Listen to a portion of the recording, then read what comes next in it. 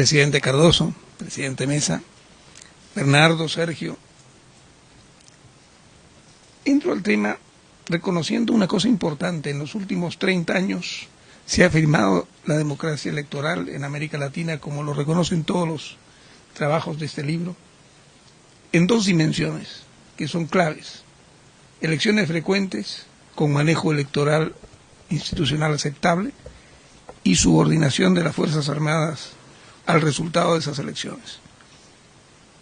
Ciertamente he visto por ahí que dicen que el Perú de Fujimori era un presidencialismo hegemónico, pero yo no voy a analizar el presidencialismo hablando de un autócrata. Yo lo llamo gobierno autocrático en un libro, pero además, desde el 92, él derribó todo, se quedó con las Fuerzas Armadas gobernando, y eso fue además una sucesión de fraudes electorales. El presidencialismo está instalado en nuestra cultura política, pero yo insisto y creo coincidir ahí con varios de los textos, no está instalada la división de poderes. Todavía en el Perú gobernar es mandar y deliberar es perder el tiempo. Y eso lo aprendí desde el día que entré al Parlamento, y he estado como 14 años ahí. Yo creo que dice muy bien Sergio Fausto que la hipótesis sobre presidencialismo que generaban crisis en América Latina, que lanzaron Liz, Valenzuela, nunca funcionó. Yo lo he usado mucho en clase en la universidad. Sirve mucho para hacer la polarización que ayuda a entender el funcionamiento de las instituciones. Pero nunca me he podido imaginar, por ejemplo, que el Perú tenga un sistema parlamentario. No encaja en lo que es nuestra cultura política. Yo desde la experiencia peruana voy a tratar de tomar algunos comentarios en relación a algunos de los textos. Comienzo por Marcelo Cavarossi. Creo que es bien interesante esa referencia mirando hacia los populismos de atrás, pero también creo que no la puedo aplicar al Perú. Sobre la amenaza de convocar a las masas. La única vez que recuerdo es cuando en el primer gobierno de Belaúnde, el APRA desde el Parlamento, aliada con el exdictador Udría, le impidió la reforma agraria. Y entonces ahí, desde Acción Popular y también desde la DC, que éramos el partido aliado, reclamábamos que convoque pues a las masas campesinas frente al Congreso. Y Belaúnde no lo hizo. Probablemente si lo hubiera hecho, no hubiera podido enfrentar al APRA, que era un partido mucho más organizado que lo que él era. Pero además, si lo hacía, no hubiera podido controlar la situación tampoco en el término militar. En cambio, la apelación a las Fuerzas Armadas fue una constante. En los 40, primer gobierno de Prada, gobierno de Bustamante, cada vez que había una crisis, gabinete militar, todo el gabinete militar. Belaúnde, que siempre ha sido un hombre de gestos, en su primer gobierno hizo eso, pero simbólicamente. Le tumbaron tantos ministros en el Congreso, le tumbaron por una discusión semántica al ministro de Educación, que era un prestigioso educador, puso a un general del ejército de ministro de Educación. Pero ¿saben cuál ha sido el resultado de esos tres casos? Golpe, golpe, golpe. Cada vez que se apeló a las Fuerzas Armadas, se terminó en golpe. Entonces, quizás nosotros hemos tenido populismo a medias. Yo tuve ahí una discrepancia con mi amigo Julio Kotler en los 70, cuando ambos escribíamos sobre el gobierno militar, y él sacó un trabajo que se denominaba Crisis Política y Populismo Militar. Y decía, pero es que esto es militar, pero no le veo lo de populismo. Y me acuerdo que cuando juró Velasco, todos decíamos que en lugar de decir un discurso había hecho la propaganda de un desodorante, porque todo lo que dijo es sudaremos y sudaremos por salvar el país. Y no dijo nada más, ¿ya? Pero es que ese señor sabía mandar a los militares, pero no tenía un carisma de convocatoria de masas. Después de eso, sí, dijo discursos más conceptuosos, pero eran hechos por Carlos Delgado y eran leídos. O sea, nunca se puede leer un discurso y jalar mucho, ¿no? Bueno, esta realidad, sin embargo, también le hago otra observación a Cavarossi. El partido aprista en las elecciones del 90 no fue un desastre. El desastre fue el gobierno de García. El APRA sacó 20%. Él compara el desastre del partido aprista con el de Unidad Democrática y Popular en Bolivia y el de los radicales en Argentina, pero no es comparable. Que saque 20% después de ese gobierno es bastante. Lo que pasa es que una constante, que también hay que pensarla ahora porque estamos en coyuntura similar, es que Alan García nunca apoya un candidato de su propio partido. Quiere que tenga parlamentarios, sí, para que lo defiendan. Pero él quiere ser el siguiente, pues. Así tenga 150 años. Ese caudillismo no se pierde. Hay otra cosa, sin embargo, de eso más importante. En esa coyuntura, quien enfrentó a Vargas Llosa no fue Fujimori. No fui yo, que era el candidato de Izquierda Unida, ni Barrantes, que era el candidato que rompió Izquierda Unida, porque nos habíamos quebrado y obviamente no éramos alternativa.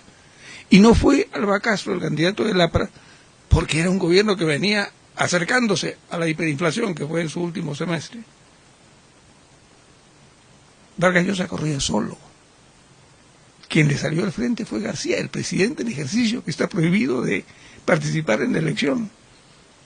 Y basándose en frases un poco descuidadas, voy a decirlo, porque decir que va a generarse 1 millón de desempleados es demasiado, le montó toda la campaña contra el shock. Y claro, cuando va el presidente, lo sacan todos. Lo peor es que en eso no hay propósito de enmienda, porque en este gobierno ha declarado que él no es capaz de poner al próximo presidente, pero sí es capaz de impedir que uno lo sea. Y eso va en cualquier dirección. Esto también va en relación a lo que es el ejercicio del poder en el sistema peruano. Porque dicho sea de paso, la elección del 2006 de García fue con el mismo esquema. Llegó con muy poquito a la segunda vuelta, 26 más o menos, y luego polarizó sistema antisistema, porque tuvo la suerte que le pusieran a Humala al frente.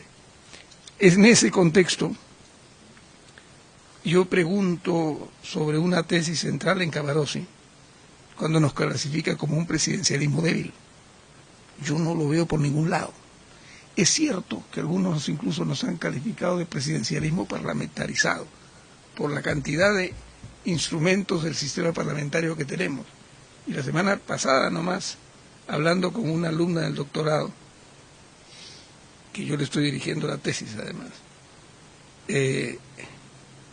me decía, pero tenemos, pues ella viene de Derecho, me decía, tenemos todos los mecanismos de un sistema parlamentario. Sí, le dije, pero no funciona ninguno. Le han puesto candado a todos. Eso no es solamente en este gobierno. Muchos de esos en otros gobiernos han tenido el mismo curso.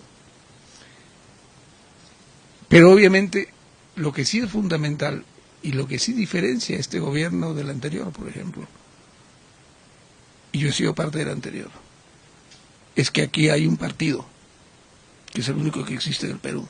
Todos los demás son caudillos con entorno. Aquí hay caudillo, y vaya que caudillo, pero tiene aparato y logra chantajear a sus propios dirigentes. Y yo tengo la hipótesis, por ejemplo, de que la actual candidatura, que es probablemente la que más parlamentarios puede jalar, es impuesta bajo chantaje a la dirigencia actual. Y eso tiene bastantes elementos en el proceso previo. Ningún gobierno, ni el anterior ni este, han tenido mayoría absoluta, y no la va a tener el que viene. Toledo tuvo alianza con el FIN, un movimiento independiente, que no le dio mayoría absoluta, pero lo acercó. Pero desde el Parlamento le propusimos una mesa directiva concertada, que es la única vez en la historia que ha funcionado. Son las 2 mesas, 2 años, que presidió Ferrero, y que permitieron intentar una reforma constitucional por consenso, donde yo incluso diseñé una fórmula para volver a la Carta del 79 sin causar ninguna desestabilización, y respetando las reglas constitucionales, porque si no eso es un golpe. Y eso lo hice en acuerdo con Del Castillo, que era el vocero del APRA. Y en un momento determinado, el APRA le quitó el piso a Del Castillo. Y eso fue orden de Alan. Porque llegó a la conclusión de que su objetivo para las siguientes elecciones lo dañaba el que colaboraran con el gobierno. Es por eso que cuando a mí me eligen presidente del Congreso, yo derroto a la alianza del APRA con la derecha. Pero cuando yo termino, al año siguiente, pierde Perú Posible la elección por un año. O sea, de 5 años tuvo 4. Hoy día el asunto no es muy diferente, pero sí, en mi opinión, más problemático. Porque lo que hay es una alianza de García con el Fujimorismo. El Fujimorismo. Los 2 vicepresidentes que él ha puesto en su plancha y que son su decisión personal, vienen del Fujimorismo. Uno además es su compañero en la masacre del Frontón. Es el luego almirante, que en esa época era comandante y que mandó el bombardeo. Y la otra es una arequipeña, hermana de uno de los tránsfugas del 2000. Pero lo otro más significativo es que en cada mesa directiva del Parlamento, un vicepresidente del Fujimorismo cada año. Y otro, 3 de los 5 años, de lo que nosotros llamamos vientres de alquiler.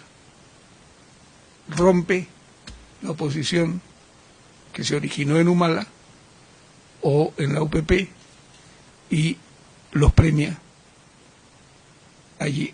Por eso en este régimen no ha funcionado ni interpelación, ni comisión investigadora, ni censura, además de la impericia de los parlamentarios. Un caso muy sonado y muy serio como es el mal manejo en Bagua, donde hay mal manejo de la ministra que dirige la policía, pero también de la ministra del Comercio Exterior. Por un punto que les pongo, creo que para evaluar la debilidad o fortaleza de un presidente, de un presidencialismo, perdón, hay que ver qué poderes legislativos tiene el presidente. Porque si yo voy al Perú, el legislador cualitativo número 1 es el Ejecutivo, por delegación del Congreso. Y la pregunta que hay que hacerse es ¿por qué el presidente tiene tanto poder en el Congreso? ¿Por qué no hay márgenes para determinados mecanismos de control? Hay interpelación, pero hay una masacre de 10 policías y otros tantos ciudadanos y el ministro responsable no cae. Así que no funciona. Y hay una denuncia de investigación por un chuponeo ilegal, cierto, pero lo que muestra es corrupción en los altos niveles del gobierno y afecta 3 o 4 ministros. No cae el gabinete. Al final renuncia ante el escándalo. Yo en los últimos años creo que tengo que retomar, parafraseando el lema histórico del APRA, que era solo el APRA salvará al Perú. Ahora hay que decir solo el escándalo salvará al Perú. Porque es absolutamente cierto, y les cuento el último, que además es muy divertido. Porque todo converso siempre se va al otro extremo. Entonces no es posible que este supuesto socialdemócrata que se volvía liberal, quedara como liberal, no, tiene que volverse conservador. Y entonces se alía con el Opus Dei y pone al ministro de Defensa, el señor Rey, piden delegación de facultades y sacan una delegación que vuelve a la impunidad de los tiempos de Fujimori en asuntos fundamentales y abre las puertas hasta el grupo Colina, que fueron los asesinos del Barrios Altos y Cantuta. Yo escribí 2 artículos en El Comercio denunciando punto a punto esa ley, pero hasta ahí no comenzaba el escándalo, porque luego Primera Plana de la República muestra una carta del presidente de la Comisión de Justicia, que es un congresista de Fujimori y que es un abogado del mismo estudio de Nagasaki, el defensor de Fujimori en el juicio, en el cual le contesta a la hermana de uno de los asesinos del Grupo Colina, uno de los militares que armó ese grupo, y le dice que a su pedido él ha logrado que se varíe el pedido de delegación de facultades del Ejecutivo y se incluyan los términos para hacer esta ley. Y eso se lo ponen en primera plana. Y este señor además es tan torpe que al día siguiente lo visita el relator de Naciones Unidas para Derechos Humanos. Le dice, no, pero si esto no es abierto a todos. Esta es la lista de los beneficiarios. O sea, una ley con nombre propio, escrito y entregado. O sea, ante ese escándalo, Mario Vargas Llosa desde París le manda una carta renunciando al Museo de la Memoria, y la carta es preciosa, dicho sea de paso, porque toca todos los aspectos. Y causó pues un terremoto. El presidente no tiene facultad para derogar un decreto legislativo cuando se le acaba la fecha. Entonces tuvo que presentar un proyecto de ley para que se derogue. Les cuento esto como anécdota porque primero muestra el enorme poder concentrado. Pero tengo la impresión de que se está, y esta es parte de la discusión que tengo en el doctorado, se están generando algunos otros poderes metaconstitucionales distintos a los de la época populista, por el enorme peso de los medios de comunicación.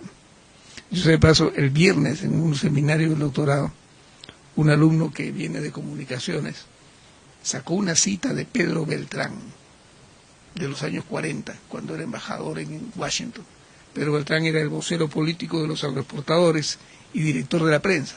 Esta es la carta en la cual le escribe a un Gil de Mestre, que es uno de los millonarios del norte, hacendado azucarero, y lo trata de convencer. Necesitamos para defender nuestros intereses en este país donde no funcionan partidos y funciona prensa. Y lo convencen de aportar, ¿no? Entonces, visto eso, la debilidad de los partidos corresponde con un poder mediático fuerte, pero que está pluralizado. Y lo plural hoy día permite que haya un juego de posiciones diferentes. Pero al mismo tiempo, si no hay una construcción de sistema de partidos, vamos lejos. Yo este es un tema que lo comento bastante con los muchachos de Plataforma Democrática, que son toda gente joven, llenos de ilusión. Y el problema es que en la mayor parte de los casos, los que ellos se van a encontrar es con un caudillo. Yo siempre me acuerdo de un libro de uno de los compañeros de la aventura del Che en Bolivia, Regis Deprez, ya en su fase socialdemócrata, Crítica a las armas, es el libro, donde cuando se refiere al Perú dice, muchos capitancitos sin soldados que mandar. Bueno, entonces, creo que para seguir mi observación a Cavarossi, la entrada que yo propongo es evaluar poderes legislativos, pero evaluar otra cosa que en el Perú ha caído mucho, que es el poder del Parlamento en el presupuesto.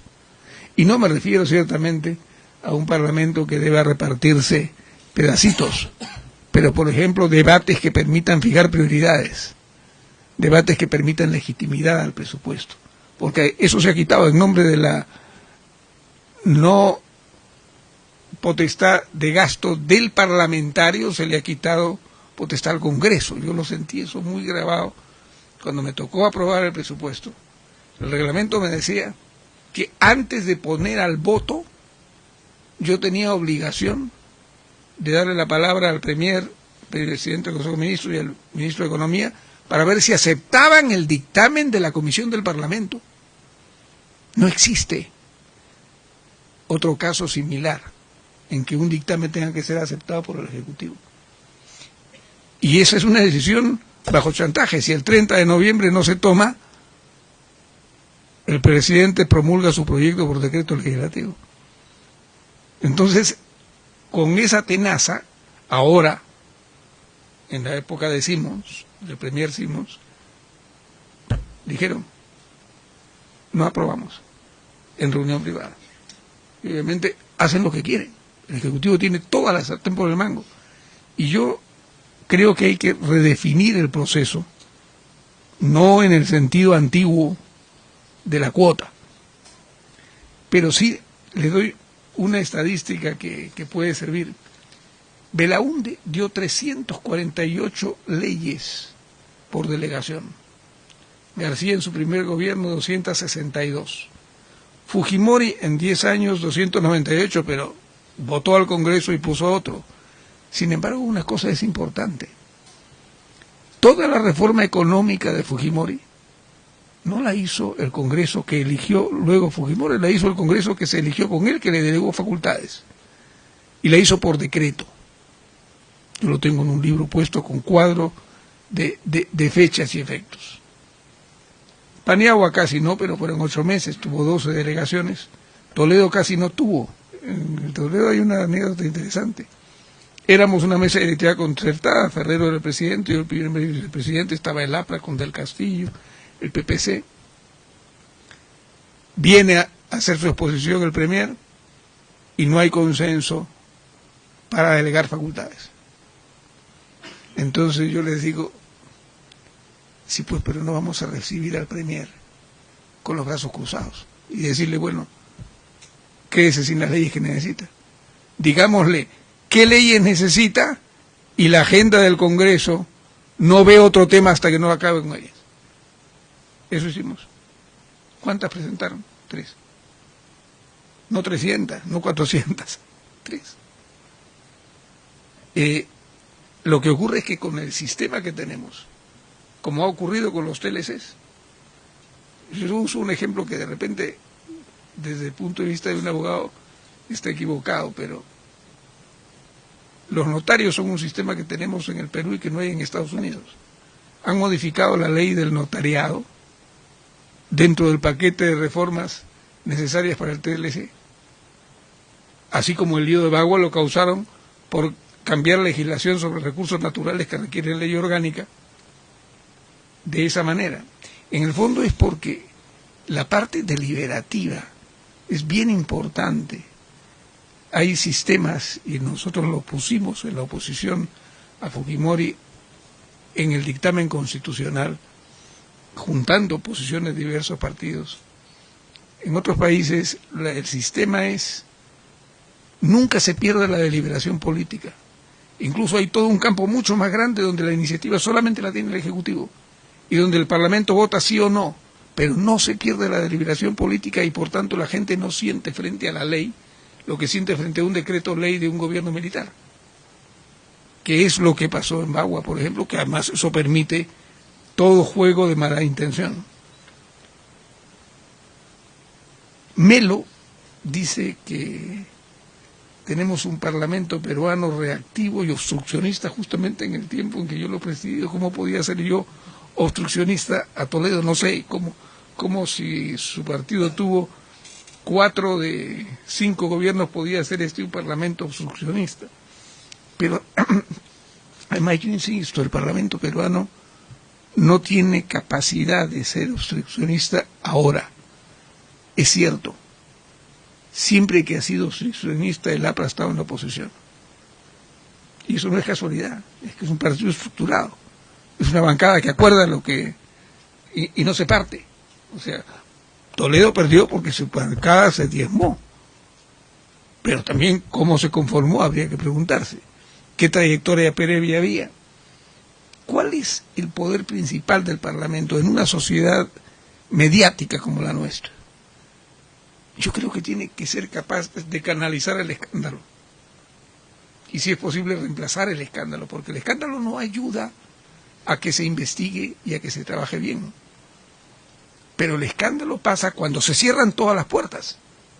Y así como hemos tenido un escándalo que ha salido del grupo de marinos, un almirante incluido, de inteligencia, que trabajaron con Montesinos. Esos son los que han hecho el chuponeo a Del Castillo y otros ministros, y causaron ese escándalo. Otro escándalo salió de una ONG, un Instituto de Defensa del Hogar, una ONG muy capaz. Una nota de pie de página, chuponeo es grampo. Sí. Así es. Sí. Ay. Bernardo, por de favor. Acuerdo. Sí. Es un momento Maradona de Bernardo.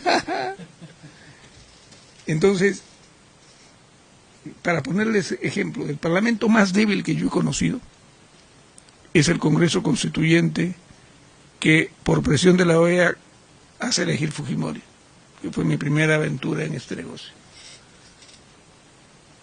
En ese parlamento yo tuve éxito con un escándalo, yo hice la denuncia de la cantuta. Es cierto que porque tuve ayuda, militares de adentro que me mandaron un anónimo que yo no podía ni siquiera citar, y por tanto lo que yo hice fue describir cómo fue el crimen. Ni siquiera dije quién lo cometió. El remesón fue tal que se formó la única comisión investigadora de ese parlamento de 3 años. Y eso ha terminado en el juicio de Fujimori. Y ese era el parlamento más débil.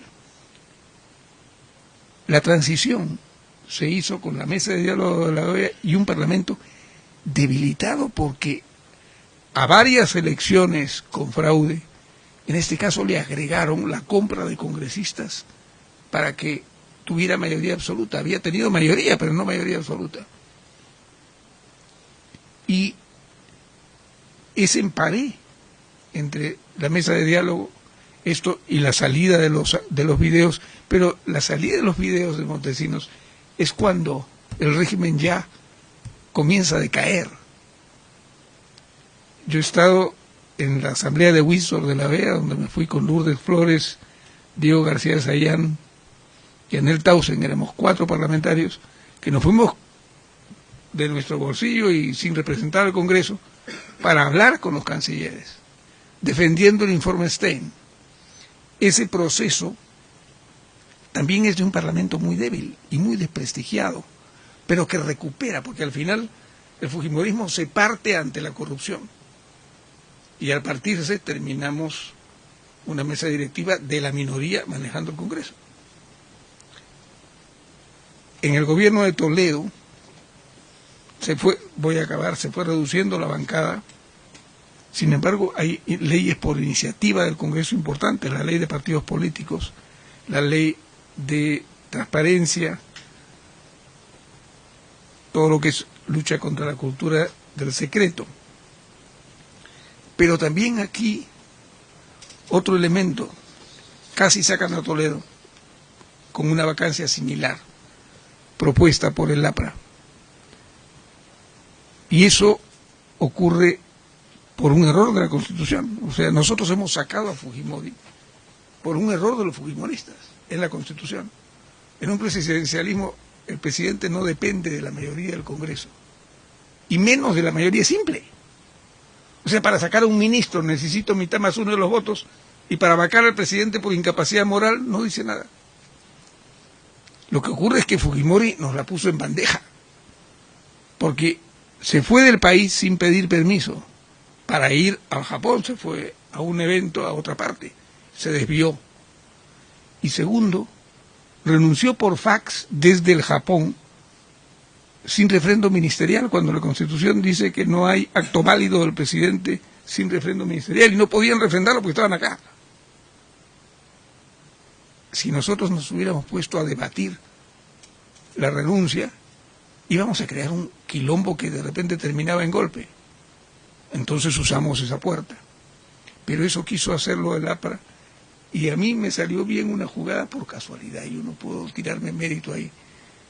Al término de la legislatura en enero del 2004, yo apliqué una costumbre de todos los parlamentos que no se había cumplido en los últimos años, de declarar clausurada la legislatura, con lo cual el presidente del Congreso pierde la posibilidad de ampliar la legislatura. Y me fui a dormir tranquilo en mi casa, no pedí el carro al día siguiente. Resultado, me llama Toledo urgente. Estaba con su jefe de inteligencia y me enseña una moción firmada por casi toda la bancada aprista, exigiéndome convocar al Congreso para vacarlo por incapacidad moral.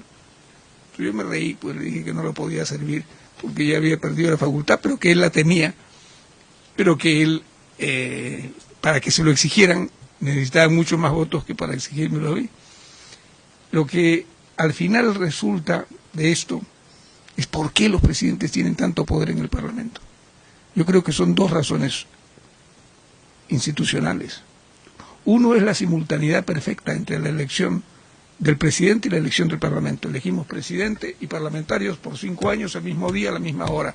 Entran y se van a la misma hora. Cuando luego se habla de la volatilidad del Congreso, no es volatilidad del Congreso, es que normalmente un presidente en 5 años agota su imagen y se lleva consigo todo lo que trajo. El segundo elemento es que salvo uno no hay partidos. Y mientras no fortalezcamos partidos, si bien, como dice bien Melo, es importante los otros elementos como el defensor, la Contraloría, etcétera, se necesitan partidos y un Congreso capaz de ventilar los problemas, por lo menos. Dejo, porque ya me llaman la atención, el comentario que tenía sobre el texto de Lemonnier, que en el fondo a lo que él llama no solo populismo, sino la izquierda carbonaria, creo que es, yo le llamo informalización de la política.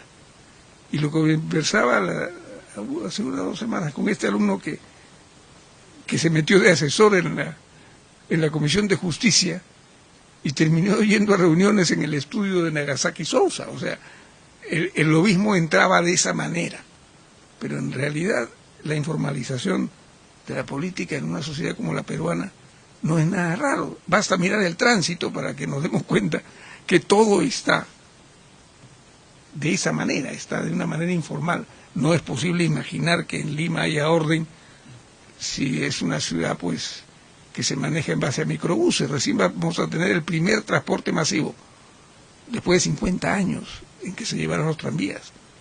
Entonces así no funciona. Eso es equivalente a lo que pasa cuando no hay partidos. Muchas gracias.